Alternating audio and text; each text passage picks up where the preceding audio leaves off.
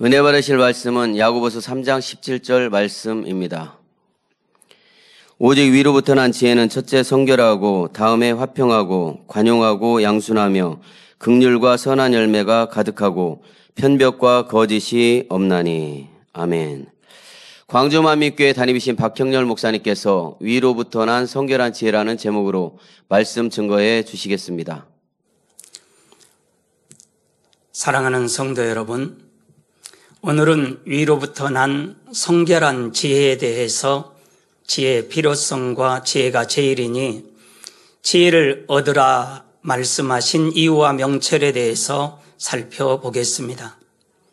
먼저 위로부터 난 성결한 지혜는 어떻게 받을 수 있는지 살펴보고, 다음으로 솔로몬의 선한 지혜와 압살롬의 악한 지혜를 통해 선이 없는 지혜는 얼마나 헛된 것인지 살펴본 다음, 마지막으로 아비가일의 지혜와 그의 남편 나발의 미련함에 대해 살펴보겠습니다. 성도 여러분, 여러분은 살아가면서 내가 좀 더 똑똑하고 지혜로우면 얼마나 좋을까, 이런 고민을 해본 적이 있으십니까? 지혜는 학생들이 공부를 잘하기 위해서만 필요한 것이 아니라 일상생활에서도 늘 필요합니다. 어떻게 하면 사업을 더 크게 일으켜서 돈을 많이 벌 수 있을까? 어떻게 하면 직장에서 공을 세워 인정받고 빨리 승진할 수 있을까? 또한 대인관계를 원만히 할 수 있을까? 이런 고민들은 지혜가 있으면 쉽게 답을 얻을 수 있습니다. 신앙생활을 할 때나 하나님의 일을 할 때에도 지혜가 필요합니다. 어떻게 하면 축복받아 하나님께 영광 돌릴 수 있을까? 어떻게 하면 가족의 마음을 감동시켜서 주님을 영접하게 할 수 있을까? 또한 영혼들에게 진리를 받아들이게 할 수 있을까? 더 효과적인 전도 방법은 없을까? 이런 고민 역시 지혜가 있으면 쉽게 답을 얻을 수 있습니다. 그런데 자기가 하려고 하는 일이 옳은 일이라 해서, 혹은 자신에게 맡겨진 일을 성실하게 열심히 한다고 해서 다 잘 되는 것은 아닙니다. 일을 이루는 데 필요한 지식과 그 지식을 잘 활용하는 지혜가 있어야 합니다. 또 자신이 맡은 일만 잘한다고 되는 것도 아니며 주변 상황이나 사람들 사이의 협력과 소통이 잘 되어야 합니다. 지혜 있는 사람은 무엇보다 사람의 마음을 움직일 줄 압니다. 이것이 옳으니까 이렇게 해야 된다 하고 무조건 밀어붙이지 않습니다. 주변 사람들의 자발적인 협조를 이끌어내어 물 흐르듯 일을 진행해 갑니다. 그러니 좋은 결과를 얻는 것은 당연하지요. 반면에 지혜 없는 사람은 좋은 일을 할 때조차 사람들의 반발을 불러일으켜 어려움을 겪습니다. 지혜로운 사람은 말 한마디로도 사랑과 축복을 받는 반면, 미련한 사람은 말 한마디로 찾아온 기회조차 잃고 곤란을 당합니다. 이처럼 지혜가 부족하면 노력과 수고한 것에 비해 열매가 적습니다. 물론 믿음과 사랑으로 씨를 심으면 반드시 열매는 맺힙니다. 지혜 있는 사람은 하나님을 기쁘시게 하는 방법을 터득하여 행함으로 더 큰 열매를 맺습니다. 기도해도 하나님의 마음에 꼭 들게 하고 은혜를 받을 기회를 잘 포착하여 놓치지 않습니다. 더 나아가 은혜의 기회를 스스로 만들어내기도 합니다. 그러나 지혜 없는 사람은 하나님을 기쁘시게 하는 방법을 잘 모르기 때문에 부정적인 말이나 선하지 못한 기도를 해서 하나님을 서운하게 하는 경우도 있습니다. 원망과 불평이 섞인 기도를 하며 하나님 앞에 죄의 담을 쌓기도 하고 심지어 입술에 올무가 되는 기도를 하여 오히려 어려움을 자초하기도 하며 축복의 기회가 왔는데도 깨닫지 못하여 놓치는 일도 있습니다. 아무리 기도를 많이 하고 열심히 노력해도 응답이 더딘 것은 이런 이유 때문이지요. 따라서 하나님의 응답과 축복의 길로 속히 가기 위해서는 지혜가 필요합니다. 우리가 주 안에서 기도하여 응답받는 것도, 열매 내고 축복받는 것도, 더 좋은 천국에 들어가는 것도 지혜가 있으면 지름길로 갈 수 있습니다. 사랑하는 성도 여러분, 그러면 잠언 4장 7절의 지혜가 제일이니 지혜를 얻으라. 무릇 너의 얻은 것을 가져 명철을 얻을지니라 말씀하신 이유는 무엇일까요? 사람들이 귀히 여기는 금이라 해도 그것이 참 생명과 평안을 가져다 줄 수는 없지만 지혜는 어떻게 활용하느냐에 따라 그 가치가 측량할 수 없이 커집니다. 우리가 지혜를 얻으면 명철도 얻을 수 있습니다. 잠언 3장 13절에서 17절에는 지혜를 얻는 자와 명철을 얻는 자는 복이 있나니 이는 지혜를 얻는 것이 은을 얻는 것보다 낫고 그 이익이 정금보다 나음이니라. 지혜는 진주보다 귀하니 너의 사모하는 모든 것으로 이에 비교할 수 없도다. 그 우편 손에는 장수가 있고 그 좌편 손에는 부귀가 있나니 그 길은 즐거운 길이요 그 첩경은 다 평강이니라 말씀하셨습니다. 지혜란 쌓은 지식이 활용되는 방법론과 같으며 명철은 길이 보이는 것입니다. 우리가 명철을 얻어 나아갈 길이 환히 보인다 해도 만일 지혜가 없다면 명철의 가치가 발휘될 수 없습니다. 명철은 배움을 통해서도 깨우칠 수 있지만 지혜는 마음의 그릇을 갖추어야 얻을 수 있기에 더 중요합니다. 사랑하는 성도 여러분, 오늘은 야고보서 3장 17절에 나오는 오직 위로부터 난 지혜는 첫째 성결하고 라는 말씀을 중심으로 위로부터 난 성결한 지혜에 대해 증거하고자 합니다. 본문에서 위로부터 난 지혜란 무엇일까요? 세상 사람들의 지혜와는 다른 하나님의 지혜를 말합니다. 세상에서는 악하고 간교한 깨도 지혜라 여기는 사람들이 있습니다. 그러나 하나님께서는 이를 미련하다고 말씀하십니다. 고린도전서 3장 19절에서 20절에 이 세상 지혜는 하나님께 미련한 것이니 기록된 바 지혜 있는 자들로 하여금 자기 괴율에 빠지게 하시느니라 하였고 또 주께서 지혜 있는 자들의 생각을 헛것으로 아신다 하셨느니라 했습니다. 악한 꾀를 써서 얻은 열매는 하나님께서 지켜주시지 않으므로 언제든지 사라질 수 있기 때문입니다. 물론 악한 꾀를 쓴 사람이 평안하게 잘 사는 것처럼 보일 때도 있습니다. 하지만 겉으로는 형통하게 보여도 그 삶을 들여다보면 많은 고민이 숨어 있을 수 있습니다. 승승장구하다가 어느 순간에 감당할 수 없는 위기를 맞기도 합니다. 그러나 하나님께로부터 지혜와 도우심을 받으면 전혀 다르지요. 모든 일에 형통하며 가정이나 학교, 직장 등 자신이 있는 곳에서 사랑을 받고 하나님께 영광 돌릴 수 있습니다. 지혜란 단어를 사전에서 찾아보면 사물의 이치를 밝히고 시비와 선악을 분별할 수 있는 능력이라 정의하고 있습니다.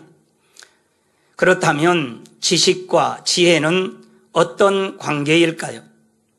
갓 태어난 아이는 백지와 같이 기억장치에 아무런 지식도 들어있지 않습니다. 자라면서 주변 사람들로부터 보고 듣고 배운 것을 기억장치에 저장하는데 이것이 지식입니다. 이렇게 쌓은 지식을 적절히 잘 배합하여 활용하는 것이 지혜이지요.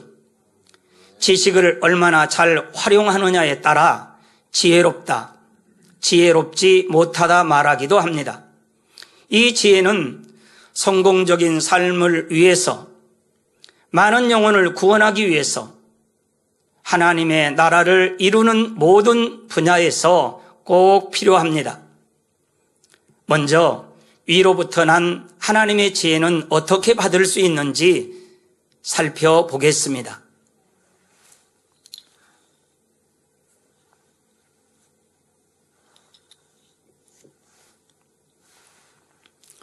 잠언 9장 10절을 보면 여호와를 경외하는 것이 지혜의 근본이요, 잠언 16장 6절에는 여호와를 경외함으로 인하여 악에서 떠나게 되느니라 하셨습니다. 이는 하나님을 경외하여 악은 모든 모양이라도 버리고 성결을 이루는 것이 하나님의 지혜를 받는 지름길이라는 의미입니다. 사복음서를 보면 선과 사랑, 진리 자체이신 예수님께서는 사람들을 가르치실 때에 하나님의 지혜로 말씀하고 행하셨습니다. 누가복음 10장을 보면 하루는 한 율법사가 예수님을 시험하기 위해 어떻게 영생을 얻을 수 있는지 물었습니다. 그러자 예수님은 율법사의 의도를 간파하시고 오히려 질문을 하셨습니다. 자신의 의도와는 달리 아무 꼬투리라도 잡지 못한 율법사는 또다시 묻습니다. 예수님께서는 그가 겉으로는 하나님을 사랑한다고 하지만 마음에 사랑이 없음을 아셨습니다. 그러나 상대의 감정이 상하지 않으면서 깨우칠 수 있도록 비유를 들어 설명하십니다. 율법사에게 이웃 사랑이 없음을 직접적으로 언급하지 않으시면서 충분히 깨우칠 수 있도록 행하신 것을 볼 수 있습니다. 마음의 선이 부족한 사람이 예수님과 같은 상황을 만난다면 어떻게 할까요? 상대를 찌르기도 하고 무안을 줄 수도 있습니다. 직접적으로 찌르지 않더라도 상대의 악한 의도를 눈치채고 비꼬는 말로 대갚아 주기도 합니다. 그러나 선한 지혜가 있는 사람은 상대를 무시하거나 감정을 건드리지 않으면서 스스로 깨우칠 수 있도록 합니다. 어떻게 한다고요? 네, 스스로 깨우칠 수 있도록 하는 것이 하나님께서 주시는 지혜요, 선의 지혜입니다. 사랑하는 성도 여러분, 하나님은 빛이시요 선 자체이십니다. 죄악을 버리고 빛 가운데 행하며 마음의 성결을 이루는 만큼 성령의 인도와 주관을 받고 하늘로부터 지혜를 받을 수 있습니다. 하나님의 지혜를 받는다는 것은 성령의 음성을 듣고 주관을 받는 것과 흡사합니다. 성령의 음성을 듣거나 주관을 받는다는 것은 하나님의 자녀들이 하나님과 교통하는 것을 말합니다. 하나님과 교통을 받기 위해서는 마음에 악이 없는 것이 기본 조건이듯이 지혜를 받을 때에도 마음에 선이 있는 만큼 더 섬세하고 깊이 받습니다. 그러므로 하나님께서 알려주시는 지혜는 항상 선한 방법으로 나옵니다. 마음에 악이 있으면 누군가 선한 지혜를 알려준다 해도 그 방법을 따르기가 쉽지 않습니다. 마음의 악을 버리는 것이 지혜를 받고 지혜가 주는 유익을 얻는 길인 것이지요.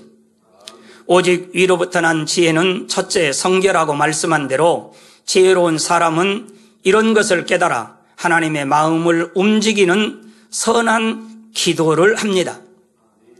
어느 구역장님의 모습을 비유 들어 설명해 보겠습니다. 나름대로 구역을 위해 노력하는데도 부흥이 더딘 것 같고 구역 식구들이 불평하며 힘들게 한다고 가정합시다. 그럴 때 악이 없는 만큼 선하고 지혜로운 기도를 할 수 있습니다. 제가 해보겠습니다. 아버지 하나님, 구원받는 것도 감사한데 이렇게 귀한 성결의 복음으로 새 예루살렘을 소망하며 달려갈 수 있도록 은혜 주심에 감사합니다. 저 같은 사람에게 구역장의 귀한 사명을 맡겨주시니 너무나 감사합니다. 하나님의 은혜를 갚기 위해서 더 열매를 내기 원합니다. 또한 구역 식구들을 내 몸같이 사랑하며 섬기기를 원합니다. 하나님의 능력을 힘입으면 할 수 있사오니 날마다 새 힘과 능력을 주옵소서. 주님의 사랑과 눈물이 있사오니 그 안에서 열매 낼 수 있나이다. 저의 부족함을 깨달아 속히 변화되게 도와주옵소서. 때로는 구역 식구들이 저를 너무 사랑하여 권면하는 것도 감사하게 받으며 더욱 하나 되어 열매 맺는 구역장이 되기를 원합니다. 이처럼 마음에 악이 없는 사람은 주변 사람들과 대화할 때도 상대의 마음을 헤아려 선한 표현을 씁니다. 곱고 은혜로운 말, 누가 들어도 덕스러운 말을 합니다. 기도할 때에도 하나님의 마음을 아프게 할 만한 표현은 하지 않습니다. 마음이 선하면 자연히 선한 기도, 선한 말만 나오는 것입니다. 그런데 선한 말이나 기도는 자신이 노력한다고 해서 되는 것이 아닙니다. 예를 들어 선하고 감동적인 기도를 해야 한다는 것을 알아도 마음에 악이 있으면 기도나 말 속에 묻어 나오는 것이지요. 주님을 사명을 주심에 감사하고 믿음으로 고백하는 것처럼 보이지만 실제로 들여다보면 마음에 부족한 선과 믿음이 기도나 말 한마디에도 드러나게 되는 것이지요. 한 가지 예를 또 들어보겠습니다. 아버지 하나님, 사명 주심에 감사하여 그동안 힘써 시간과 물질을 들여 감당했나이다. 그런데도 하나님께서 응답해 주시지 않아 부응이 안 됩니다. 저는 최선을 다했지만 구역 식구들이 화평을 깨니 너무 지치고 힘듭니다. 저에게 힘주시고 구역 식구들도 좀 선하게 변화되게 해 주시옵소서. 새신자도 많이 보내주셔서 부응하게 도와주옵소서. 기도에 응답하실 줄 믿습니다. 과연 하나님께서 기뻐하실 만한 기도인지 한번 살펴보겠습니다.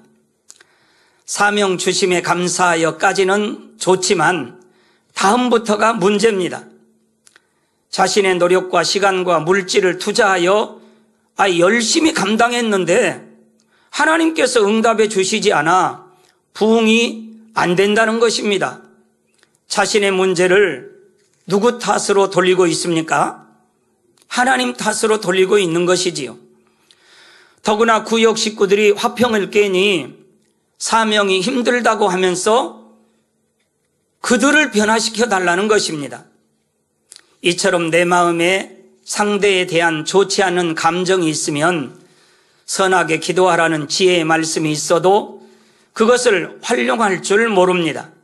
또한 감사하라는 지혜의 말씀을 듣고 배웠다 해도 내 마음에 원망, 불평, 불만이 가득 차 있으면 감사의 표현이 나오지 않습니다. 믿음 없는 부정적인 기도, 남을 탓하는 기도를 할 수밖에 없습니다.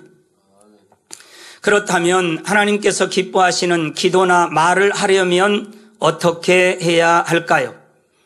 혹시 하나님을 서운케 하는 기도나 말을 하지 않는지 구체적으로 살펴보아야 합니다. 그리고 성결한 마음을 사모하여 연단 중에도 나를 온전케 하시려는 하나님의 크신 사랑을 깨닫고 마음의 할례를 멈추지 않으며 범사에 하나님께 감사와 영광을 돌려야 합니다. 성도 여러분, 우리가 살다 보면 자신이 하지 않는 일이나 말로 인해 주변 사람에게 오해를 받았던 경험은 없으셨는지요? 자신은 선한 의도로 했는데 도리어 난처한 입장에 놓이거나 비방을 당하는 경우도 있습니다. 이럴 때 저와 여러분은 어떻게 대처하십니까? 시시비비를 따지는 것보다 하나님께서 역사하시도록 맡겨 드리셨는지요?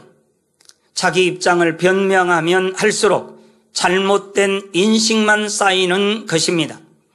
또한 변론이나 억울함을 밝혀낸다 해도 그 과정에서 타인의 허물이 드러날 수도 있습니다. 설령 그렇지 않는다 해도 서로 감정이 상해 큰 소리를 내다가 관계가 불편해지기도 합니다. 오해하고 판단했던 사람 편에서는 자신의 잘못이 드러나니 더욱 감정을 품을 수 있는 것이지요. 디모데후서 2장 23절에 어리석고 무식한 변론을 벌이라. 이에서 다툼이 나는 줄 알미라 했습니다. 변론하다 보면 다툼이 생기고 화평이 깨져 서로 등을 돌리는 일이 생깁니다. 따라서 지혜롭고 선한 사람은 변론하지 않습니다. 차라리 잠잠하고 상대를 품어주면 진실이 전해져 자연스럽게 오해가 풀립니다. 사실이 밝혀졌을 때 상대의 마음이 녹아 깊은 신뢰 관계가 형성됩니다. 그러므로 예상치 못한 어려운 일이 다가오면 힘들어하는 것이 아니라 그 안에는 하나님께서 뭔가 깨우쳐 주시려는 것이 있다고 생각을 바꿔보시기 바랍니다. 그리고 성령의 도우심을 받아 기도하면 그것이 오히려 축복의 기회가 될 수 있습니다. 잠언 3장 6절에는 너는 범사의 그를 인정하라. 그리하면 내 길을 지도하시리라 하셨으니 억울하다고 변명하기 위해 애쓰는 것이 아니라 잠잠히 하나님의 뜻을 깨닫고자 하면 자신을 발견하게 됩니다. 어떤 면이 부족하여 왜 지킴받지 못했는지 깨닫고 변화의 기회로 삼을 수 있습니다. 혹여 억울한 일을 당했다 해도 상관이 없습니다. 하나님께서 다 보고 계시며 때가 되면 갚아주시기 때문입니다. 이것이 성결의 지혜입니다. 아무리 지혜의 말씀을 배운다 해도 마음에 악이 있으면 내 것으로 삼을 수 없습니다. 그러나 악을 버리고 성결을 이루면 지혜의 열매를 맺을 수 있습니다. 사랑하는 성도 여러분, 다음으로는 솔로몬의 선한 지혜와 압살롬의 악한 지혜를 통해 이 선이 없는 지혜는 얼마나 헛된 것인지 살펴보겠습니다. 지혜하면 빼놓을 수 없는 사람이 바로 솔로몬입니다. 다윗의 뒤를 이어 이스라엘의 왕에 오른 솔로몬은 하나님께 정성을 다한 일천번제를 드렸습니다. 번제란 제물로 가져온 짐승을 태워 그 향으로 하나님께 드리는 제사입니다. 오늘날로 말하면 우리가 드리는 모든 주일 예배가 이에 해당합니다. 솔로몬이 얼마나 정성을 다한 번제를 드렸던지 하나님께서 그의 꿈에 나타나 내가 네게 무엇을 줄고 너는 구하라. 그때 솔로몬은 백성을 잘 다스릴 수 있는 지혜와 지식을 구했습니다. 그러자 하나님께서 매우 기뻐하시며 그가 구하지 않은 부귀 영화까지 넘치게 주셨습니다.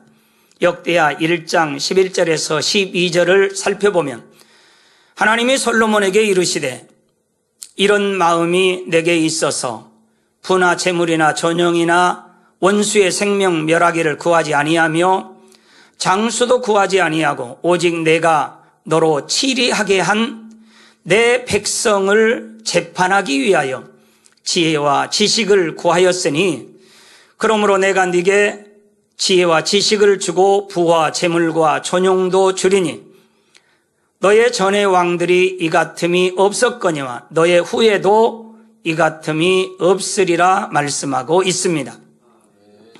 하나님께 받은 솔로몬의 지혜가 얼마나 대단했던지 남방 스바의 여왕이 소문을 듣고 많은 재물을 싣고 지혜를 들으려 왔습니다. 그녀는 솔로몬에게 당신의 지혜와 당신의 복이 내가 들은 소문보다 더합니다라며 감탄했습니다. 특히 열왕기상 3장에 나오는 솔로몬의 지혜로운 판결은 유명합니다. 어느 날 솔로몬 앞에 두 여인이 한 아기를 데리고 찾아와 서로 자기 아이라고 주장했습니다. 이 두 여인은 한 집에 살며 비슷한 시기에 아이를 낳았는데 한 여인이 자신의 실수로 아이가 죽자 밤에 몰래 다른 여인의 아이와 바꾸어 놓았습니다. 아침이 되어 자기 곁에 남의 아이가 죽은 것을 본 여인은 몹시 당황했고 두 여인은 옥신각신하다 솔로몬에게 재판을 청하러 온 것입니다. 이에 솔로몬 왕이 판결을 내렸습니다. 칼을 가져와라. 아이를 둘로 나누어 반씩 나누어 주어라. 그러자 한 여인은 가슴이 찢어지는 듯한 심정으로 울면서 제발 아이를 죽이지 말고 저 여인에게 주세요. 애원을 했습니다. 반면 다른 여인은 그래, 아이를 반으로 나눠주세요 라고 했습니다. 솔로몬은 단번에 알아차렸습니다. 아이를 살려달라고 애원하는 여인이 진짜 어머니다. 결국 솔로몬의 지혜로 아이의 진짜 어머니를 찾아줄 수 있었습니다. 이처럼 하나님께서 주신 선한 지혜가 있으면 백성의 억울함을 풀어주고 현명한 판단으로 주변 사람들을 감동시키는 것입니다. 반면 압살롬의 악한 지혜는 얼마나 헛된 것인지 살펴보겠습니다. 성경에는 좋은 배경과 자질을 가지고 잘못된 인생을 살다 간 사람들이 나옵니다. 한 예로 사무엘하 14장 25절을 보면 압살롬 같이 아름다움으로 크게 칭찬받는 자가 없었으니 그는 발바닥부터 정수리까지 흠이 없음이라 했습니다. 압살롬은 다윗의 셋째 아들로 외모가 출중하고 지혜도 뛰어났지만 이 마음이 악하여 자신의 지혜를 악한 데 사용한 사람입니다. 그는 자신의 이복 맏형인 암논이 자신의 여동생 다말을 범한 일로 분개했습니다. 게다가 아버지 다윗이 암논의 잘못에 대해 아무런 징계를 내리지 않는 것도 불만이었습니다. 그래서 교묘하게 반역을 준비합니다. 겉으로는 아무렇지 않은 척하면서도 속으로는 형을 죽일 계획을 세웠고 오랜 시간 동안 백성들에게 다윗 왕은 여러분을 사랑하지 않지만 나는 여러분을 사랑합니다 하며 인기몰이 전략을 세웠습니다. 그러다가 기회를 잡아 결국 형 암논을 죽였습니다. 그리고 다윗 왕을 몰아내고 왕이 되려고 반란을 일으킵니다. 처음에는 압살롬의 계획이 잘 풀리는 듯 했지만 결국 실패하고 말았습니다. 왜 그랬을까요? 심지어 압살롬에게는 아히도벨이라는 뛰어난 모사가 있었습니다. 그가 모략을 베풀면 하나님의 방법과 일치한다고 할 정도로 지혜로운 아히도벨이 작전을 내놓았지만 압살롬은 그것을 듣지 않았습니다. 오히려 다윗이 몰래 심어놓은 첩자 후세의 의견을 선택했습니다.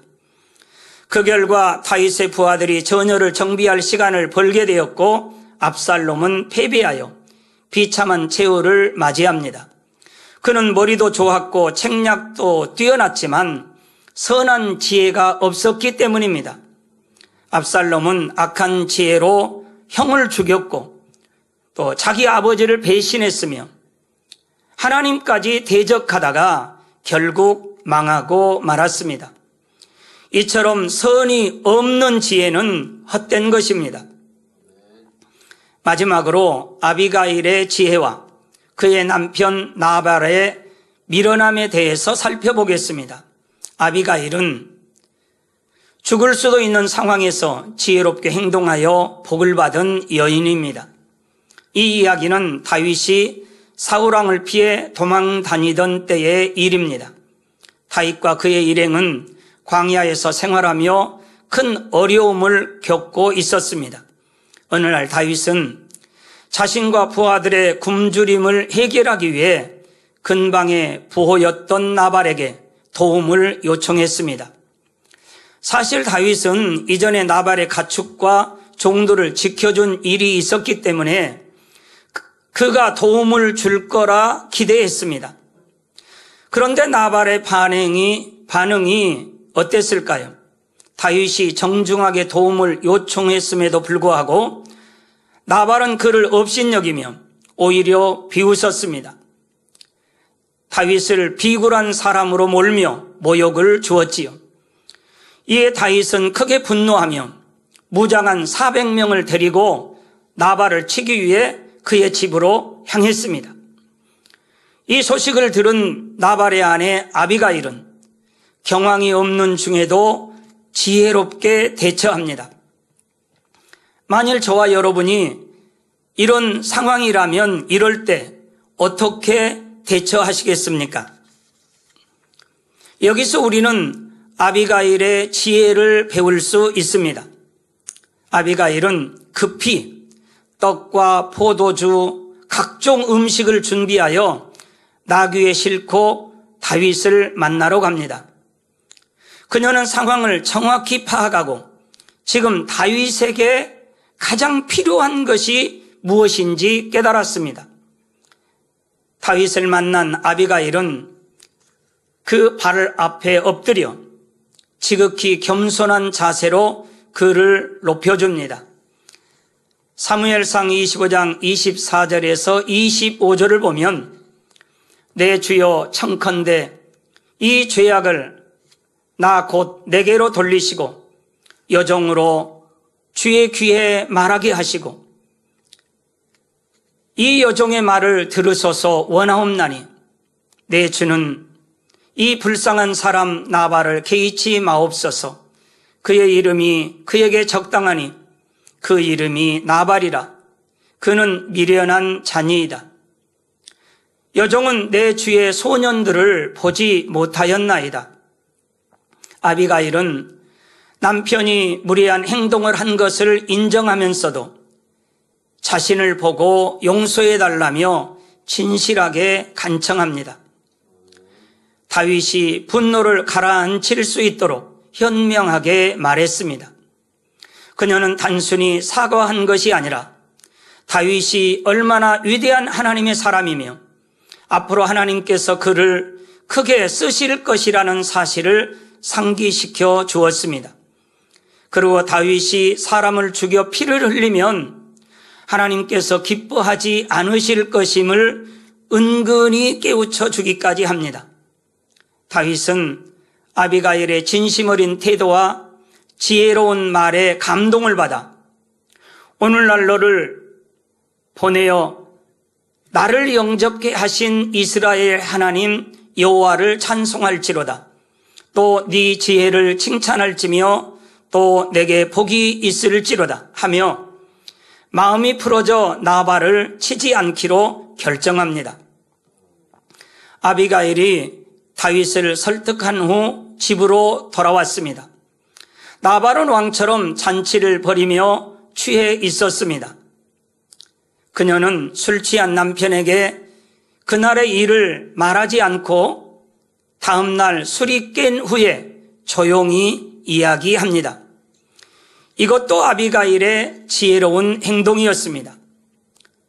술에 취하면 감정을 다스리기가 어렵습니다. 앞뒤를 살펴 이성적으로 행동하기가 쉽지 않지요.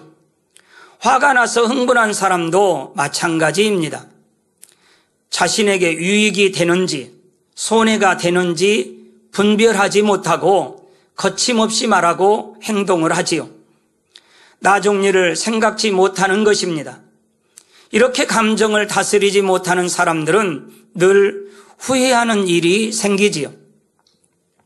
지혜로운 아비가일은 이런 사실을 잘 알았기 때문에 이튿날 남편이 술이 깬 뒤에 어제 이런 일이 있었다고 전했습니다. 자칫 자신이 죽을 수도 있다는 생각에 놀란 나발은 낙담하여 몸이 돌처럼 굳어졌고 열흘 후에 죽고 말았습니다.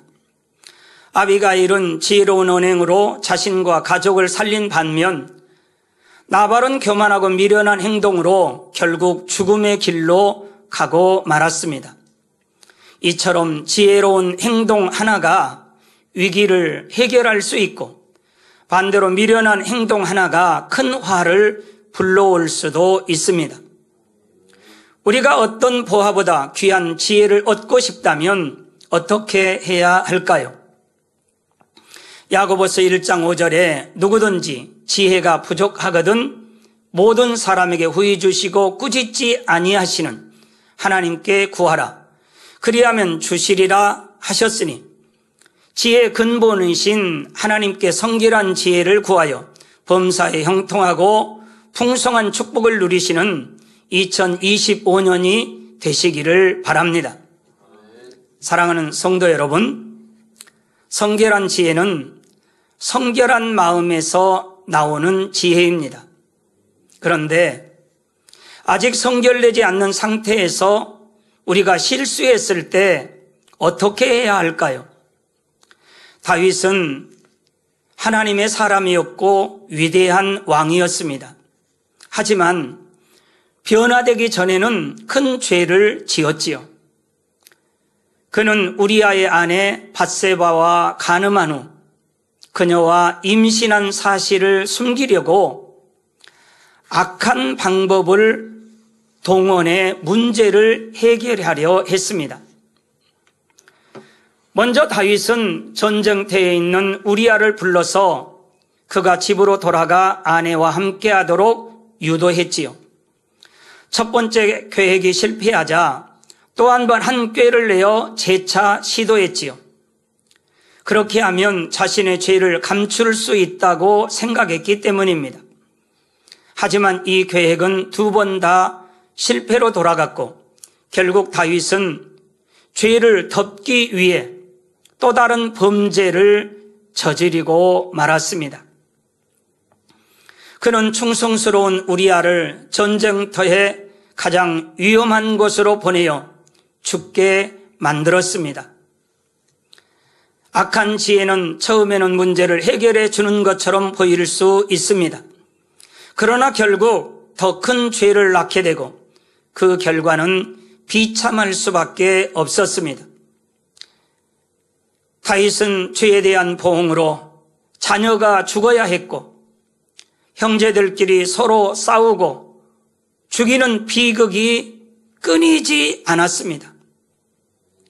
결국 압살롬의 반란으로 인해 다윗 자신 또한 도망자 신세가 되어야 했습니다. 죄를 숨기고 또 그 죄를 덮으려 다른 죄를 범한 결과는 너무나 비참했습니다. 그렇다면 만약 다윗이 우리아의 아내와 간음하고 임신한 사실을 알게 된 그때라도 자신의 죄를 숨기지 않고 하나님 앞에 회개했다면 어땠을까요? 죄를 인정하고 자복했다면 하나님의 자비와 긍휼하심이 임했을 것입니다.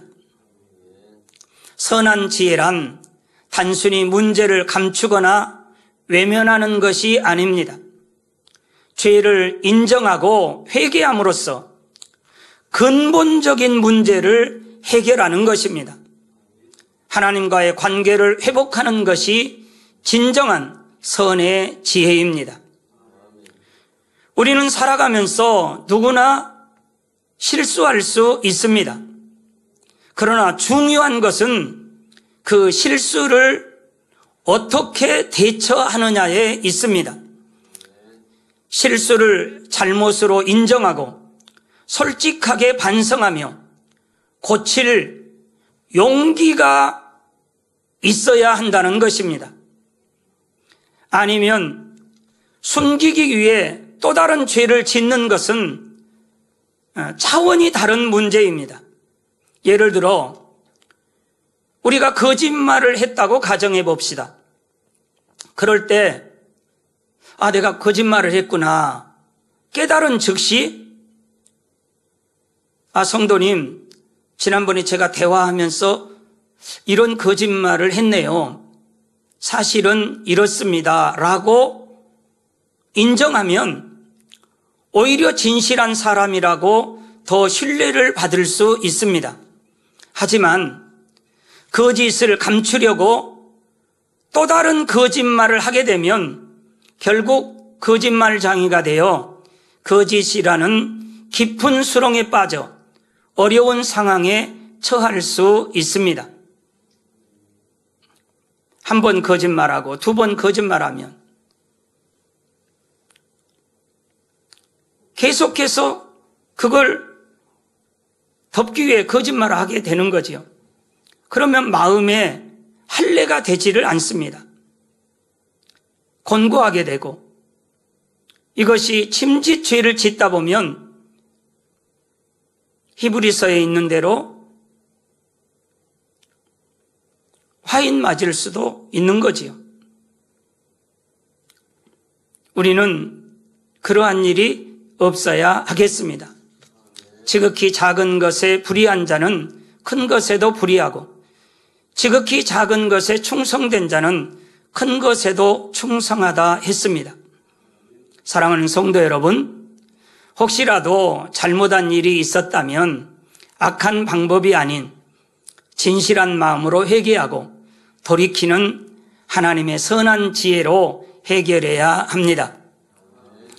그리하여 성결한 마음을 이루고 하나님께서 주시는 성결한 지혜로 들어가도 복을 받고 나가도 복을 받는 저와 여러분이 되기를 간절히 소망합니다.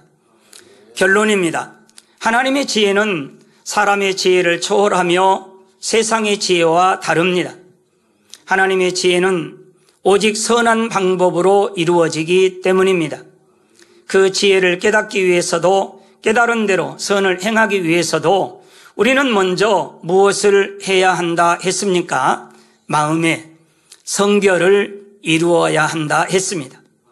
마음에 악이 있으면 선한 지혜가 떠오르지도 않고 설령 누가 권면해 주어도 선을 행하기도 쉽지 않기 때문입니다.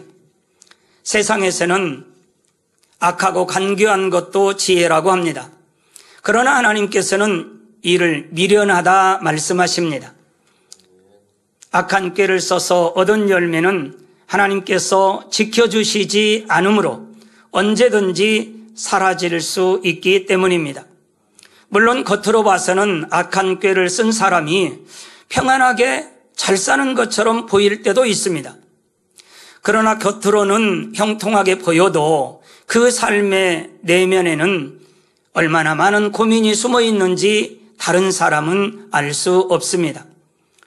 혹여 세상의 지혜로 일생 동안 편하게 살았다 해도 중요한 것은 언젠가 우리는 백보자 대심판대 앞에 서서 선악간에 행한 대로 심판을 받는다는 것입니다.